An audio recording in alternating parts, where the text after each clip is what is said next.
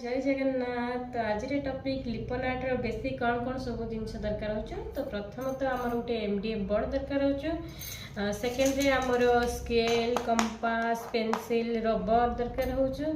तृतीय रे आमर फैब्रिक ग्लू दरकार हो। चतुर्थ रे आमर क्ले दरकार हो। पंचम रे आमर क्ले डिजाइन टूल दरकार हो। सिक्स्थ रे आमर जेसो दुई प्रकार गोटे ब्लैक गोटे व्हाइट अच्छी। तो सेभेन्थ रे आमर एक्रेलिक कलर आउ तार ब्रश दरकार हो।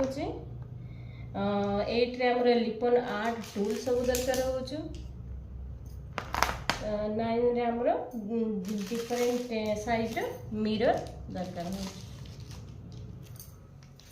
तापर तार रिजल्ट गोटे देखो जो क्ले आमर जेस अप्लाई कर सारा पर देखो गोटे जगन्नाथ केते सुंदर गोटे लिपन आर्ट बनाई। तो आपर तार रिजल्टा पर आसो ता पूर्व गोटे मु कलर करके गोटे देखो गोटे आर्ट गोटे बनई केमती लाइक कमेंट करके जनइबे।